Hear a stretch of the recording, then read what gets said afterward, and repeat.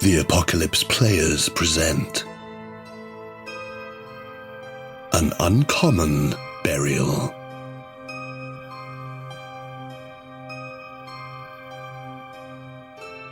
A Call of Cthulhu 7th edition scenario written by Danann McAleer in the style of M.R. James.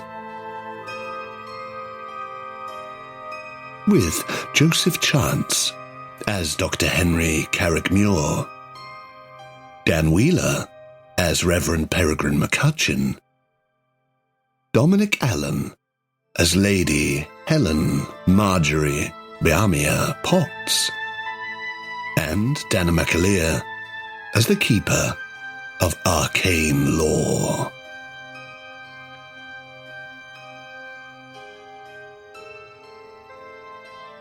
Part 17. The Crème de Menthe Affair.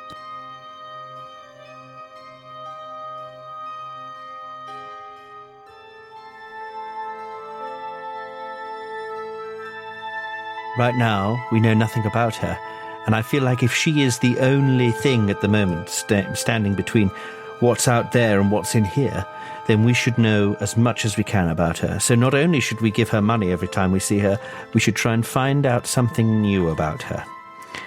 Yes, I see your point. All right.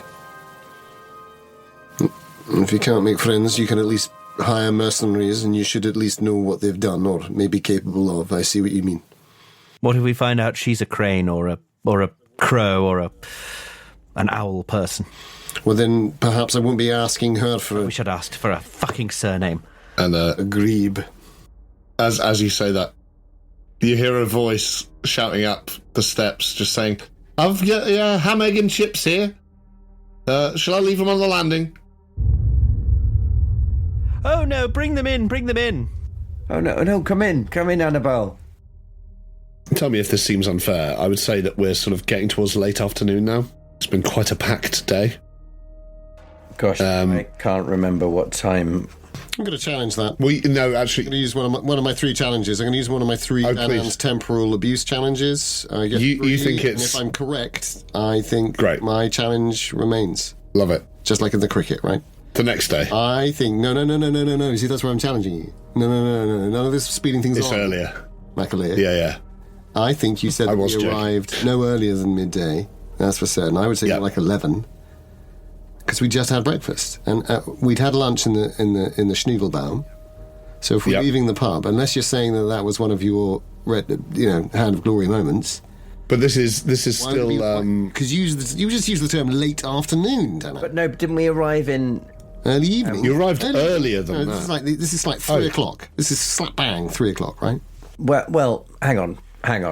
Yeah, early morning. Also, is it the same day we went to where did we stopped off somewhere else first? No, you stopped off in York the day before en route. That's the day before. Okay, fine. You awoke. It was basically, so I am being slightly unfair there. Danann, it's whatever time you tell us it is. And Were we on a sleeper train? I'm being Well, of course, but you were on a sleeper train. You awoke as you were getting into Whitby. So we probably got in the morning, yeah. It was light, but it was early morning. I'm just thinking of the time spent in the museum, sort of heading up there. We spent quite a long time in the museum. Breaking all the sort of messing around with the tunnels, all of that stuff, then going down, getting into the carriage. But this was we had a big expansive chat. I'd say mid-afternoon. Approaching early evening, 3:30 to 4. I'm happy to compromise there if that seems fair. I'm very happy with that. Lovely. So let's say 3:30. We've packed a lot in. Well, you have packed a lot into a day. You're knackered, so you go straight to bed. The next day. Once again, game time is longer than actual. Let the time take it to play. I know. Is that Tarantino would love this and hate it at the same time. Great. So we'll say it's around then. That clock can't be right. It says it's 11:30 in the morning. Well, it's not right. It doesn't actually, Lady Marjorie. I think you haven't got your spectacles on. How dare you? Her response to everything. How dare you? In which case, if you've just finished this discussion, you look out the window, it's the sort of, it's pale light. It's, there's not that many clouds in the air. You can sense a sort of drop of rain. So maybe there's some coming in sort of scudding, but it's not, you've still got time if you want to pursue any of these things now. Tomorrow is not May Day, as the day after that is May Day. It's not. Yeah. What happens if... How do we know that the other people are all right, or just following their instincts? A good lead. Where's our rallying point, I suppose, is what I'm saying. Well, back here is an option. Just come back, check in. Or in the old dead Turk's dad's dog's duck. And very glad of these rooms, but I'm just wondering... I think we agreed we'd meet outside the, whatchamacallit, the smoking place. Did we, though? Because that's where Henry is expecting to go. So that Yes. I think we're not going to go and cramp each other's... any of our styles. Each of our styles, so... What if we meet at the sweet shop? I suppose it's slightly on your territory with the girls, is what I'm worried about. It's also an unknown. There's an unknown. So we'll come back here, but perhaps there's... I guess what I'm trying to say is perhaps there's some way in which we could tell each other if something is not right. I mean, what if somebody's come into our rooms? I don't want to sound paranoid, he says, looking over his shoulder nervously. But I do feel... What about this, then? We agree to meet in the public house downstairs, in the bar, in the dining room. If one of us has had a problem and we need to alert the others when they get here, what we do is we say to the barman, put a glass of what's something none of us would ever drink. Crème de menthe. A crème de menthe. Perfect. We ask for 3 crème de menthe to be put on the table by the window. I love it. That's the table we'll all agree to meet at, in the corner by the window. Right. So if one of us is back early, we can sit and read a book and wait for the others. If one of us has had a problem where they haven't been able to come back because they've been murdered, then we agree on a set time that no matter what, we will be at that table. And if someone isn't there, we'll assume the worst, order 3 crème de menthe and go and look for them. Another 3. Just in case they come back. In the meantime, they'll know that we've gone to look for them. Right, yeah. Very, very good. So if you get back and there's 9 crème de menthe there, you know you're fucked. We're in real trouble. We know we've all been there. That sound... I'm not totally sure I understand the crème de menthe plan, but I'm happy to go along with it.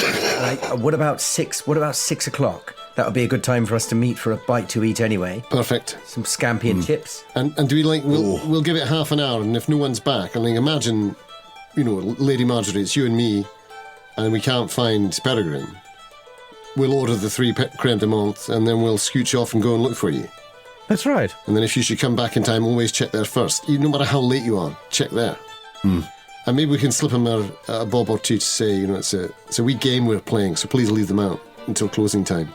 I believe we have Annabelle on side as well. She's been amply... Do we? Well, we hope so. Do we, though? Lady Marjorie's got a nervous disposition about her, and you might not be wrong, lady. I've got a deep distrust of her for some reason. I don't know why, but my guts are telling me that what if we never found out her surname? I'd feel a lot more reassured if we found out her surname, that it's not, what are those awful people called? Crane?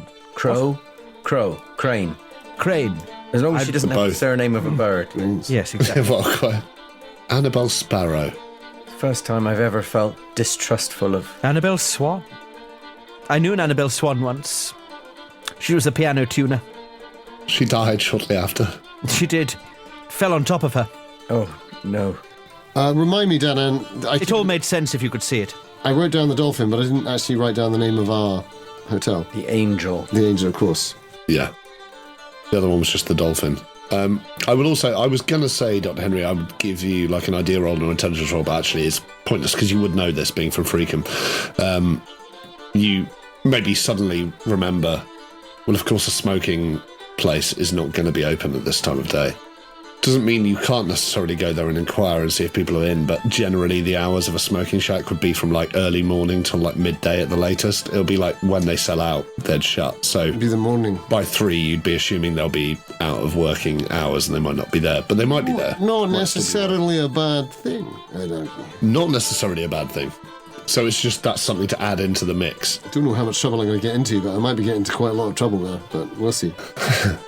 You make a good point, Henry, about the smoking shack not necessarily being open, but you may find a lead there that you're able to pursue. Did I say that out loud? I've got to... my mouth is running away from me. Yeah, it's all that opium. No. I shouldn't be pursued, is that what you're saying? No, you may find a lead there that you're able to pursue. Yes. Yeah, no. Basically, the way I see it, we all have approximately 2 hours to see what we can dig up in 3 different locations and then meet back here. And if all goes well, we'll gather some information. We'll have a lovely plate of scampi and chips, a good night's sleep, and then we can make another assault on the town in the morning. Speak for yourself. I never sleep well after scampi. You know what it just reminded me of? Perregrine. Go on. Do you remember when we did that treasure hunt? I think Lady Marjorie, you were involved in writing it, I believe, with what was the other member of the faculty who'd written it back at Oster? Simeon Nice. They let him go because of McNeese. Simeon McNeese. McNeese. That's it. Yeah. They let him go because of events. But anyway. Aye. Yes, trouble. I did hear something about that on the grapevine a few years later. He set fire to the bandstand. Oh. In a fit of pique. Didn't Robert win that? The bandstand? No. Treasure hunt. In a raffle. Oh. After my time, I think. I heard about it on the grapevine. Oh, of course. By the end of that treasure hunt, I was busy trying to pull Simeon off the bandstand. I can't remember. Sorry, Perregrine. I forgot. I say as I wistfully look out of the window, realising that my friend may or may not be dead. Yeah, I do exactly the same, except knowing that mine... Yeah, fuck, yeah. How dark. And I do exactly the same, knowing that Simeon McNeese should be in prison. For all of his crimes. But I know that he's not. And at that point, I remember that I actually left it on Annabelle having come up the stairs with your plates of food and called out that it was ready. And at this point we realise you've just ignored her for this next 10 minutes. And she just, again, tentatively goes, probably getting cold now. Right, let me deal with this. We're going to satisfy my curiosity and suspicions. Why didn't you just leave it outside the door, horrible woman? Exactly. Now you see. Horrible woman. We're not at the Dolphin anymore.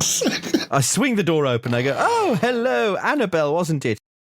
She's still in the room. You can't smashes the plates into her. She's just covered in fish, mushy peas. God. I really thought we'd be in the police station or the smokehouse by now. Anyway, I say, Annabelle. Oh. You must forgive me. I'm quirksome in my formalities, but I'm an old-fashioned sort of lady. May I ask your surname? Because I would prefer to address you as Miss whatever your name is. I beg your pardon. She's just what a strange mushy surname. peas out of her. Your surname, Annabelle what? Oh, a tailor. Thank God for that. You know that Beatrix Potter story, the Tailor of Gloucester, where it's all about birds knitting things? No. I don't read literature by women. No, quite right. I'll take that from you. Oh, there you go. I think there's one still intact. I can get you replacement. That's all right. Let me help you. We had a cheese toasty in don't worry. Don't worry. I can. Oh, that's right. John's got a Breville, hasn't he? That's right. Yeah. Crestfallen Annabelle. Peel a fried egg off her cheek. Don't worry. I'll scrape that off. Yeah. I've eaten worse. A fried egg with fish and chips. Oh, sorry. I thought it was ham and eggs. It was ham and eggs. It was ham and eggs. Yeah. Rattle some peas out of her nose. That's the Whitby way, isn't it? Ham and eggs. And she sort of goes, well, if that'll do, if you're sure. Anyway, I'll be just downstairs. Yes, we've quite lost our appetite, Miss Taylor. Well, we do our best. She leaves. Don't worry, these floors are lovely and clean. I could eat my dinner off them. Oh, Miss Taylor? Oh, yes. No, it's just checking. Doesn't matter. It's fine. She responded to it. Yes. Instinctively. I know. I think she's telling the truth. That's masterful, Lady Marjorie. And doesn't at all rely on whether or not your keeper did that deliberately or not. We won't dwell on the meta, but what I will say is that was deductive analysis, Reverend. Deductive analysis. I suppose so. Right, well, got my... Your stout stick? Stout stick, trusty trowel. I've got my trusty trowel with me. What else do I need? These eggs are delicious. 40-foot bastard. 10 foot of rope. As we all must when playing D&D. Minor healing potion, and I went northern. Oh, that was another... I mean, you remember that in the unnameable pub... make some gentle inquiries around the area. There were reactions to the name Crane. But yeah. Yes. Oh, he's trouble. Yes. Sorry, I probably asked this last week and forgot. What does one of us have the ring, the Vegvasir ring? I have the Vegvasir ring. You have the Vegvasir ring. Would you like it? No. No. Or would I? And I have the map, according to this. Yes, you do. Dag. It might be useful. It might be useful for Dag. Crane I have somewhere in between. I don't know whose faction he might be part of, but I wondered if it was the owl folk, because not only is he a man of, well, he's a smoker, so I wouldn't necessarily say he moves in the rarefied circles that Thompson and Pugh. Well, it may be useful if I want to prove to Dag that we have a connection with Pugh. Aye. Here, take it. I don't think Crane should find it on me, just in case he does have a moment of... Of course. I don't want to use the word interrogation, but... I pop the ring in my inside pocket. If we should become interlocutors... Interlocutors. Don't know. Nor do I. It's a nice looking word, but it's hard to say. Well, I have the good book and I have the ring. I no longer have my pocket knife, but And I have the map. Oh, let me see. Let me look at that. The map. No, sorry, not the map. The knife. Oh no, Pip, that's damned unlucky. I could try and get someone to fix that for you. Well, what about town? Aye. Well, if you think you might find yourself at a loose end, then... Well, the place isn't open, so I'll be scouting about, and perhaps some workmen around such areas might be able to help me. I need to get this knife fixed. You don't know a person, do you? Etc., etc. Oh, by the way, that Crane's smokers... That would be very kind if you wouldn't mind. Do take care of it. It's even in this state. It's precious to me. They'll be a Smith's. Very good. They'll do a job. Yeah, they might sell you a couple of magazines and a packet of sweets. You work up here as well. We had one where I grew up. It used to be called John Menzies, but they went out of business and Smith took over. It did used to be called John Menzies. Unfortunately, it's in the train station, so... Or John Mingus, as you would probably say. Tom. You know it's gonna... Anyway, we should set off before it gets dark. Cut to Crew Station, where W.H. Smith... You've escaped. John Menzies, and there's another one, isn't there? Mr. Woolworths. J. Woolworth. And Mr. Woolworth are all on the platform. Where are they? It's awfully late. The 4:13 is awfully late. The 6:10 to Hounslow is not usually this. Crew. Of course it's in Crew. What's the one? Bono. You too? Bono. What's that shop? Bono.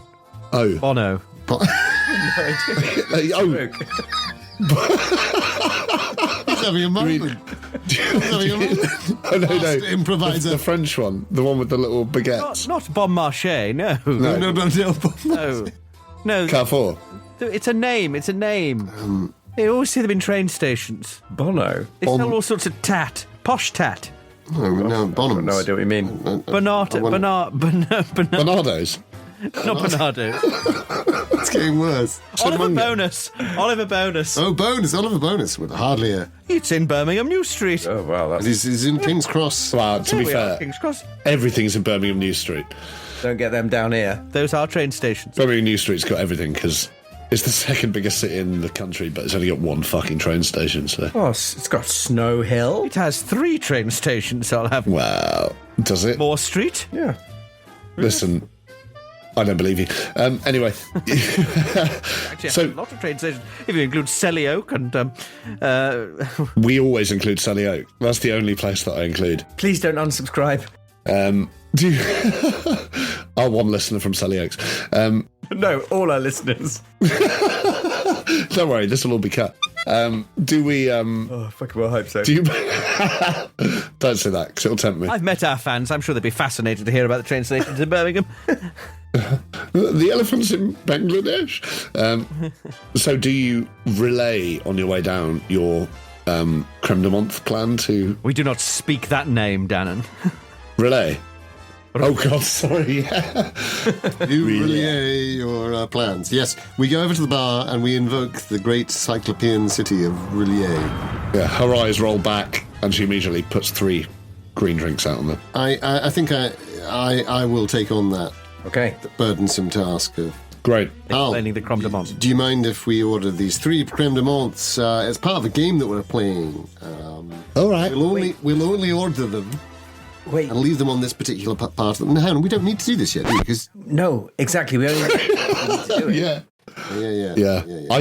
I mistook. I thought. Okay, don't try and trap us. I genuinely thought the first part of it was to tell her to put 3 creme de menthes out at a certain time, whether you were back or not. Look, it's too late. We should just go to bed. It's taken us 4 hours to get downstairs. It's now 7 in the evening. Is no one else having any of these eggs? Peels another one off her face. So you all know where you're going, right? Roughly. Perregrine, you're going straight to the police station, is that? To the police station. Great. Well, I think... To hand yourself in. Yeah. As you part ways outside the Angel Inn, and you can still feel that sort of... It's like quite a brisk sort of sense of like early rain. It's more of a spray than anything else. Hard to tell if it's from the sea or the sky. And you make your way up the hill. The others of you know that you're sort of crossing the bridge. You're heading into town the other way, but we'll follow with you, Perregrine. So I'll say that you managed to make your way up to the police station unmolested. You'll be glad to hear. And you do recall from your sort of vague memories of like last year. You find yourself as the hill goes up and sort of flattens out. You're going along the streets. It's sort of level to the train tracks. As you come into the town, and you see this sort of low building, sort of red brick building, and do you want to do me a spot hidden as you approach it? I'd love to. So 45 on my... I have a feeling my spot hidden's quite good. Yes, that's a regular success. Great. So you see, as you're sort of approaching it, I don't know how tentative you're being. I'm assuming you're sort of walking up quite confidently because... Yeah, I'm not trying to... That's the idea, right? Hide myself or sneak or anything, but I am keeping my eyes open because obviously if there are a couple of cops that I've met before, so I'd be interested if I see them, there'll be a slightly different angle. Exactly, yeah. And in fact, one of the people you do see, as you're maybe like 50 yards, you're sort of approaching and the sort of street levels out, it takes up sort of the whole end of the street, this building. Sort of one-story building. You do see Bernard, or Bernard, as you'd initially thought, who seems to be sort of, I don't want to say arguing necessarily from a distance, it's hard to tell, but talking quite heatedly with like another younger policeman. And you see them sort of glancing around and him sort of, he's not quite shaking him by the collar, but you can almost sense that there is that sense of urgency, like you get a sense of what the fuck is happening or how has this been allowed to happen sort of thing. And are they right outside the cop shop? They're sort of, they're not outside the front door, but they're to the side of the building. You imagine they've maybe gone out the side for, I was about to say for a smoke, but of course you could smoke inside back then. Those were the days. You see them sort of go back in, but you happen to catch this moment of like, kind of, it looks like a sense of panic or a sense of frustration. Okay. From Bernard. I imagine you might be thinking that it might be something to do with the fact that him and the sergeant had lost you guys as not necessarily arrested citizens, but certainly people of interest. But maybe it's not. Well, it might be to do with the fracas. Yeah, I mean that was quite a big thing, but you basically get the sense that as you approach the place, it might not be in the most peaceful of what's the word? There might be a frenetic energy as you enter. Is the impression you get. But if you carry on going, then yeah. I mean, I've made it this far. This was I always knew this was like something of a calculated risk, but yeah, Great. How many other people? Are there lots of other people around? No. I'll say for free that as you get close to the building, you can hear a sort of general hubbub inside of like voices. Mm-hmm. That's all I can really say. But if you carry on in, I think I do. You push the double doors, and there's a sort of a little wooden desk. You can hear quite a lot of talking. It's not like overly heated, but like busy talking. And you can see a couple of bodies moving around behind the desk. No one you recognise again. Just torsos, and they're sort of floating between the. Yeah, it's horrible. Santi. But no, there's a little bell if you want to press it, or you could just wait and see if anything's to be observed. You get the sense that you might be. Well, you could just see how long you want to stand there if you wanted to. Yeah, maybe I'll just hover at the desk for a bit. See if I can catch someone's eye, and maybe see if I can also catch any of the conversation that's happening while I'm there. Yeah. Okay. Great. Do you want to give me a listen roll? Yeah. Actually. Yeah, because although I can imagine I can hear them. Might just be snippets, but if I'm specifically trying to make out anything of interest. So to tune in, it might just take a That's right. Oh no, I forgot. My listen's even better than my spot hidden. So yeah, that's a success on my listen. Regular success. 66. Okay, great. 89. You do hear, and I think it's maybe the voice that cuts through it for you. You're hearing a lot of sort of busyness in terms of vocal activity, and you hear that that Scottish brogue again, sort of cut through the grist of the other voices, sort of saying, it doesn't matter. They're gone. And it was a complete shambles. Where did they come from? Anyway, we've got 5 of them. There was about 20 other fuckers, and you can hear him basically remonstrating with some other people and just saying, well, we need to find them now. So people, it might be connected. It's you can hear him sort of pulling at his wits' end, but you're sure it's the sergeant from earlier. Okay, right. Yeah.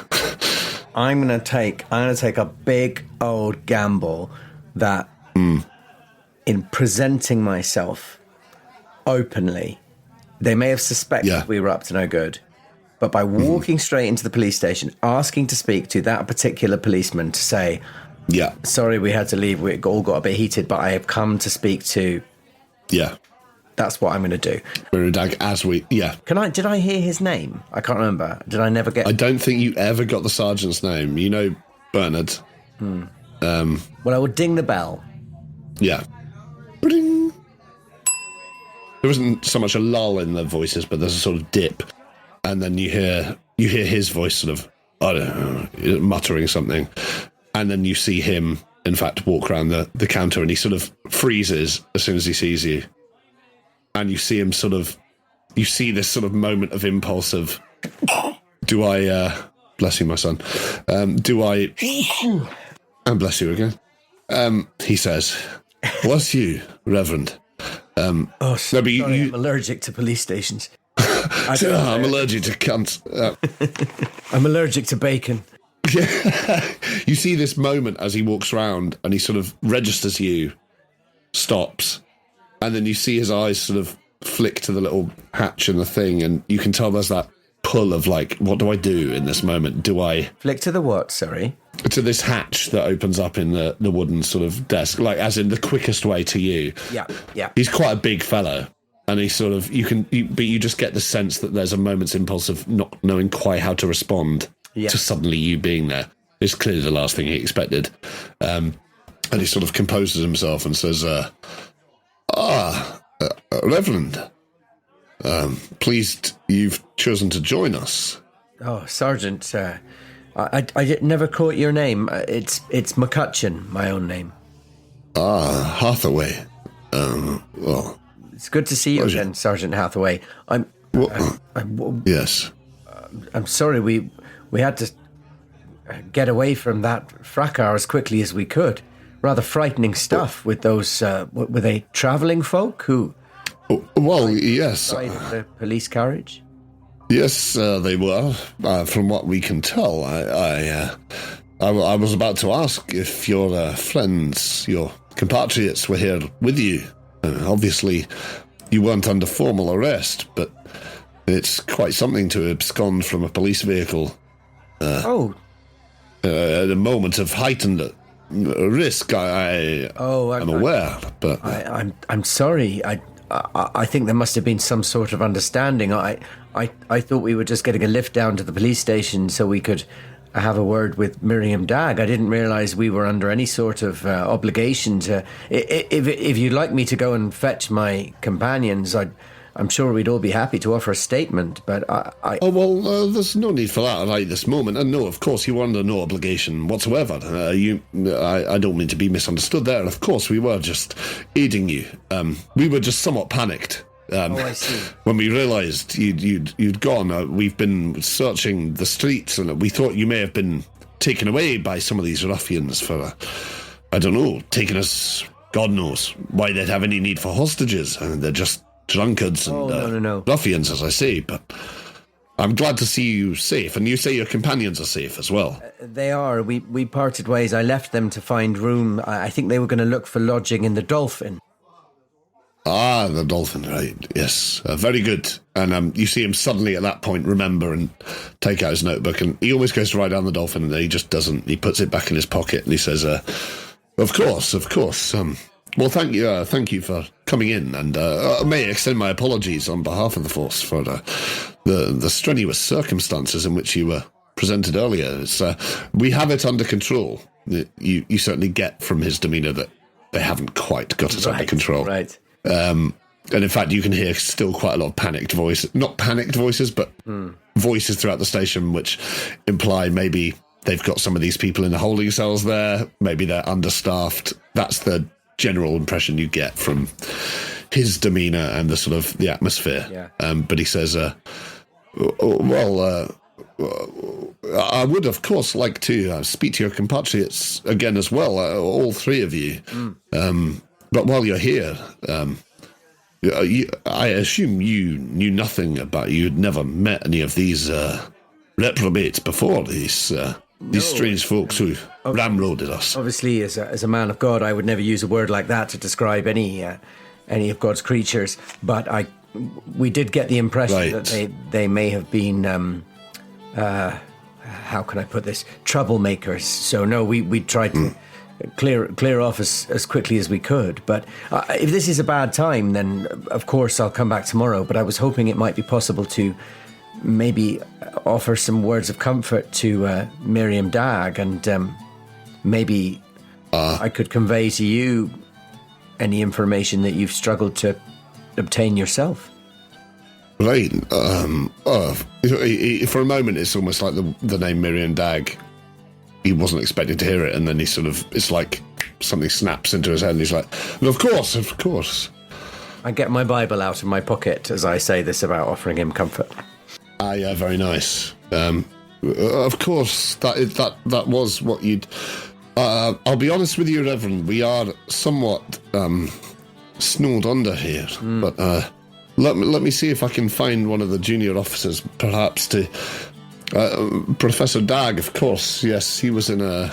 We have him... Here, just one moment, and he goes back. Thank you, Sergeant. And sort of rounds the corner. Hathaway. You're left there for a moment. At which point, maybe we'll cut to one of the others, I think would be... Lovely. Nice. So, Dr. Henry and Lady Helen, you sort of... you make your way towards the river, and then I suppose you part ways, which... Just before I leave, can I call back to that bar and say, by the way, do you stock crème de menthe? No. No, she says... Put something else green. We do. Not much call for it, but... Just checking. Very kind. 3 pints of absinthe waiting for you. Yeah. Anything green. So you were headed... So you had this... You'd taken Perregrine's knife, right? Was that as something to start... Aye. Fight. A sort of conversational route through... Yeah, and genuinely I could see he was crestfallen, and I didn't like that, so... I will try and get it fixed. So, Lady Helen, you were just sort of generally on the search for these two young girls again? Yes, I'll go to where I saw them before, and if they're not there, I'll try this sweet shop. Yes, and Dr. Henry, you were going to sort of head in the direction of the smoking place, but it was just, if it may be closed and you might want other outlets of... I'm assuming it's down by the... They're both on Church Street, so they're both very close to each other, in fact, the sweet shop and the Fortune Skippers, it's called, the smoking shack. So, in which case you both walk the same way for a while. You cross... I shall accompany Lady Helen as far as I dare. I shall take your arm, Doctor. And you cross the space where previously you had seen the two girls set up with a sort of... It looked like they were getting puppets out of a box or anything. There's still a lot of people milling around there, like musicians and such, but you can't see them there, at least. So it looks like they may have moved on, or they're, you can't see them. But you cross over the bridge, and about sort of 60, 70 yards up the road, there's a turning off to the left, just in the shadow of the hill, which has the abbey. You can see this great sort of silhouette of the abbey on top, and the little church to the left. And you go down turn into this famously sort of cobbled street with those sort of leaning in shops on either side. It is sweet shops and sort of fish and chips places and tailors and all sorts like that. Harry Potter shop. And it is a bit Diagon Alley. So you make your way down. Could you both do me a... Oh, no. What I was going to say is when the smog lifts, it's a handsome place, Whitby, is it? Very handsome. Are you asking me? Yeah, if both of you could do me a spot hidden. Oh. I was, Lady Marjorie, but fear not. I was distracted momentarily. I was thinking about Simeon McNeice. Oh, yeah. All the crazy things he did. What were you thinking about him? Oh, just the crazy things. There are many things that haunt us in the dark, and Simeon McNeice is perhaps one of them. Well, we protected you students from a lot of his excesses, but he was quite wild. Well, Latin and music were always very inventive, I will admit that. He pushed the bursar out of a first-floor window once. In a fit of pique. I mean, it's always the fits of pique with him. I think that... It's because you say that I'm looking up at windows, and I have a keenness of vision, imagining this man falling from windows, and it somehow heightens my spot hidden to a 21. Oh, lovely. And I was looking around, trying to distract myself from the thoughts of Simeon McNeice, and that's why I got a hard success with a 26. So is that 2 hard successes? Lovely. So I think it's as you're passing through, and we're out of the sort of the main hustle and bustle of the sort of festival preparation area right down by the docks, but this is the sort of famous street, and it leads up to the 199 steps, which curve up around the cliff, and it's hardly surprising that there's quite a few people milling around there as well.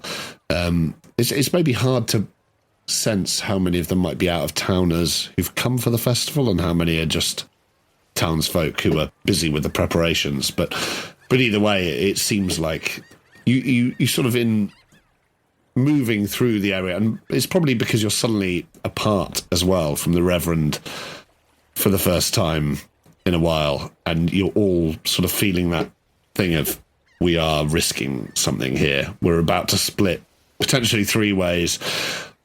You're on your guard. And I think maybe it's you, Dr. Henry, as you're looking up at the reflections and everything, you think you catch something behind one of the windows above. You see something move. You realise it's the shadow of a gull. But as you come back down to the street and sort of turn to Lady Helen, you see someone on the other side of her sort of turn away as soon as you turn to her and sort of start looking through this shop window. And you get the distinct impression that someone was sort of looking at you as you looked up. And immediately sort of turned their attention away again. Lady Helen, I think you get the distinct sense again that someone in front of you has done something very similar. As you sort of turn to Carraig-Muire and then look back, it's almost as if people are sort of looking at you and then looking away as soon as you've caught their eye. It's a really unsettling... It's the sort of feeling you get maybe... for any listeners who've partaken, when you're sort of on illicit substances and you're not quite sure what the social demeanour of people is, you start to get this sort of heightened sense of confusion about social decorum, and you feel quite paranoid, I guess is the sense. You suddenly get a sense of paranoia. Are the people in the street really just passers-by, or are we not strangers in a crowd, but rather the focal point in a crowd? And I don't know if there's a specific way you want to act on that. I just thought I would give you the opportunity to realise it. I lean into Henry, taking his arm, and I lean into him, and under my breath I say, they've obviously never seen an aristocratic lady before. There's some absolute gawpers in this street. Gawpers? Interesting you should say that. I think I've got a fellow who's never seen a Hebridean gentleman before in his life. It's made me feel a little queer. And they're not dressed similarly. Well, now that she's drawn my attention and I've drawn hers, if you see what I mean, can we compare notes? They're not all, wearing... Are you you'll carry on moving as you... A violet bow around a paisley tuft thrust into their lapel or anything like that? No, there's no... you see no carnations or sort of purple trilbies or anything of... In fact, I'll do you the service of... Nothing to unify them. Guessing that you're actually looking at maybe hands or necklines. Yeah, I was going to... You don't notice anything. You don't notice any rings or anything like that, any sort of signet rings that might signify a fraternity or anything like that. And in fact, they haven't looked back at you. They've the people in question have just sort of busied themselves in shop windows, and it was a very distinct impression. And I think you're both experienced enough to think you're not inventing this in your heads. You're fairly certain that these people were giving you attention where it wasn't justified, if that makes sense. So I know it's quite a hard thing to ask you to act on, if you even want to, but not that we think that we were followed. Not necessarily that you were followed, but more that you've been recognised in some way. Yeah. And it may just be from a description of you, or it may just be because you're outsiders. But there was something, and there was an awkwardness in turning away, and there was a sort of a distinct impression to mask the fact you'd been recognised.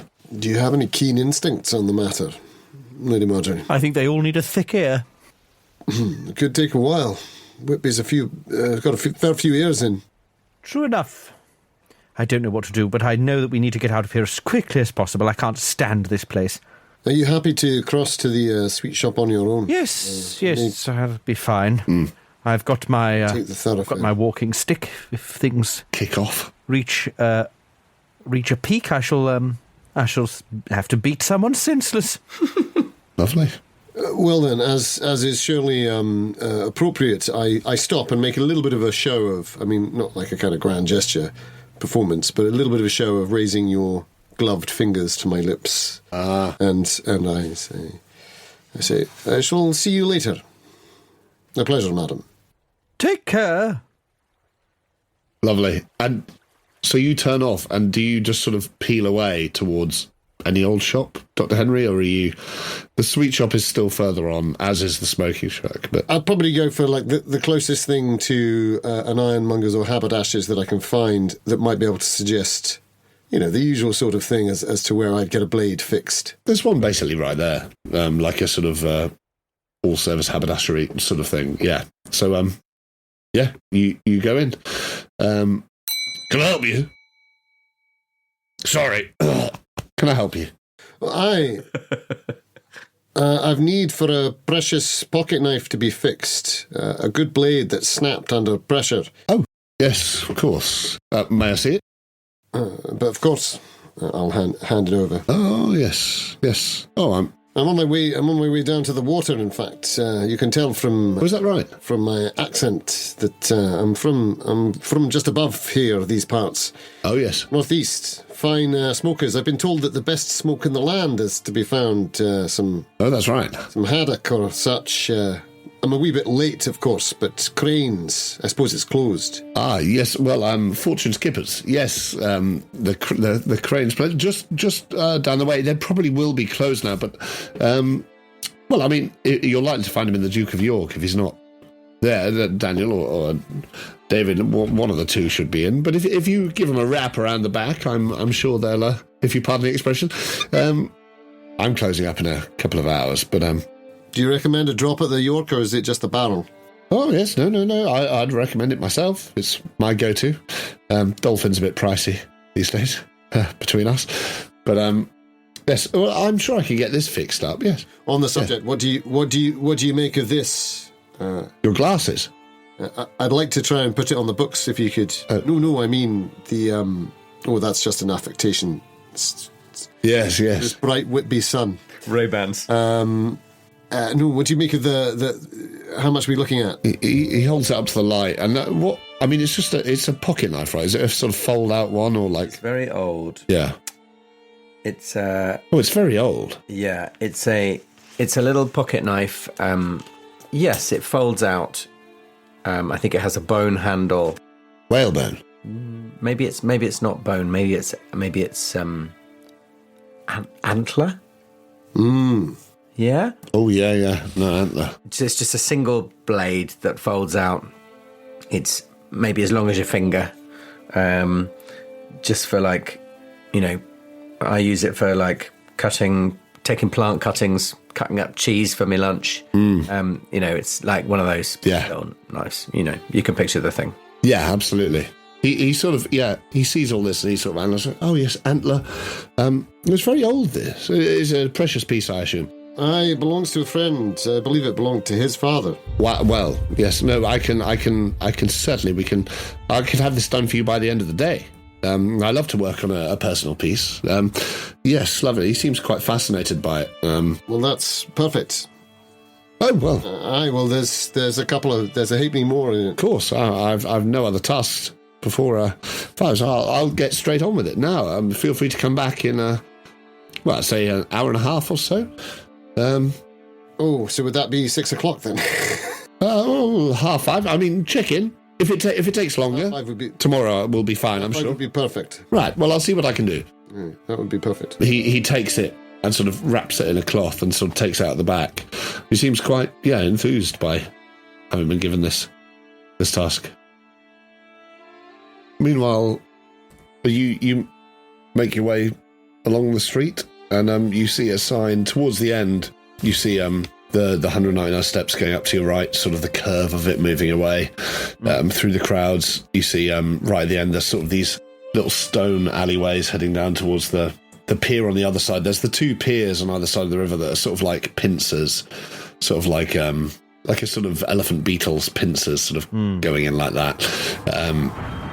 And you see the Duke of York pub on the left, and just before you get to there's just a little sort of painted it's like blue and white, very sort of unassuming rows, sort of stacks of fudge in the windows, and it just says Ye Olde Sweet Shop with the old double PE on the end of shop.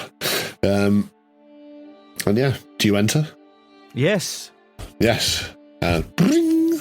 And old sort of geezer behind the counter says, oh, hello, madam, what can I do you for? Sherbet lemons, licorice, we've got some lovely fudge on the go. Artisan. Is it? I'll take a 1/4 pound of herbals. Oh, yes, edibles. Herbals. Oh, herbals. Yes. What sort of herbals? The little hard ones, the cough sweet.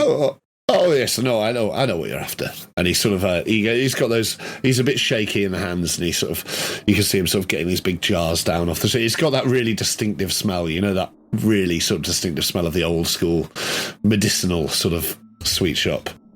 Not those ones. The ones I mean. They're sort of got hard edges, and they're. Oh yes, he puts that jar back up. A funny shape. They're sort of. What is that? Octagonal but long. Yeah. Beveled edges. Oh, beveled edges, right. Variegated. No, uniform. Oh, I see.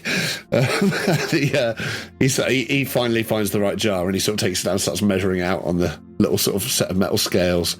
Very shaky. And anything else? Herbal tablets, herbal tablets. Gray's herbal tablets. Oh, yes. Oh, those as well.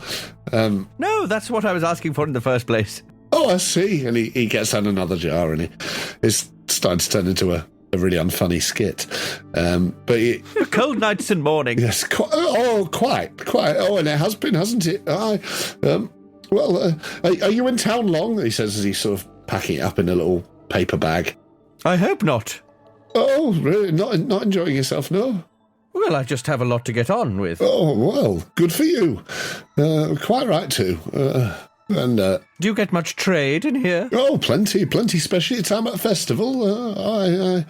Not much call for these herbals anymore. Sorry, I don't think they're stale, but it's mostly fudge we do these days. Same down in Norwich. I've been talking to my brother down there, and, just beside the arches, I think. But anyway, here you go. Call it tuppence. Or do you want some more? No, that's fine. And I start fishing in my purse. Well, mind how you go. Well, I haven't finished yet. Oh, I see. I have more questions. Oh, right. There's a couple of girls I'm looking for. Oh. I see. Well, we don't judge around here. No, well, I imagine you're in a sweet shop you can't afford to. Got that. We had in the other day. A pound of she said. Oh my God. Cut this. Don't worry, it's all getting cut. Anyway. Yes. What was I saying?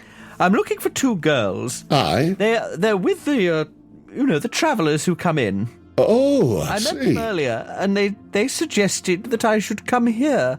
I was hoping to find them here. Oh, I see. What were their names? Oh, they were entirely unpronounceable.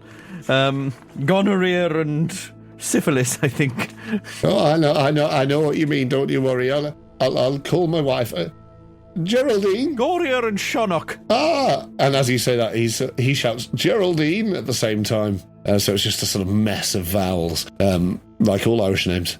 And you hear a sort of bustle coming in from the back, and you hear this Irish woman's voice saying, "And what? What do you want, Brian? Just hello, madam. How are you?"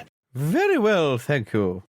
Well, I'm glad. And she sort of, you see her just swipe this bottle from a shelf and dab it on her hand, and she just reaches out and just does the sign of the cross on your forehead, like this sort of very swift motion. And she says, "Well, bless you." Does she make contact with me? Yeah. Well, she tries to, at least, unless you try and wheel backwards. No, it's just a blessing. Nonsense, papist rubbish I'll have, thank you very much. Oh, no, it isn't papist. Don't worry. And she goes again to... What is... That really raises more questions. Get away. What do you mean it's not papist? Welcome. Then. Welcome. Anyway, just a local tradition. You see her put the bottle back in, sticks it back up on the shelf. What do you mean a local tradition? What kind of local tradition? Well, you were looking for two girls. Yes, they told me to come here. Did they? Why was that? Were you in a spot of trouble? Well, at the time, it could have been perceived as such, yes. I was slightly concerned I was being absconded by the authorities. I see. Well, yeah, that'd be them. All right. Oh, well, they obviously took a shine to you. Oh, really? How so? Well, I mean, they recommended you come here. Well, I think it's time to start speaking plain. Oh, well, please. I have my Grey's herbal tablets, which was a bonus, but that's obviously not the real reason I came here. And I think you should be frank with me about why they would suggest I come here if I was in a spot of bother. No, of course.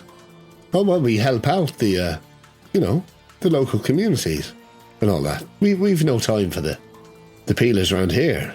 Oh, we know that they're just out to stop people having a good time and everything. As she says this, she sort of just walks around you and sort of nods at Brian, you think she said his name was, and just slides the bolt across on the door.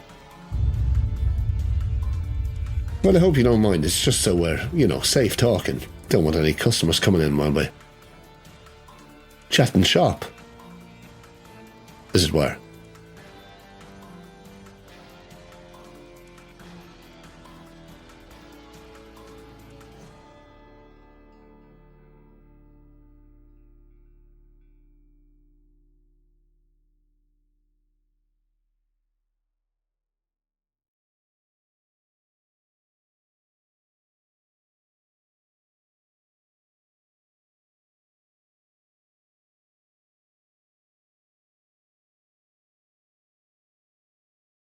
You have to remember to cut this bit, for God's sake.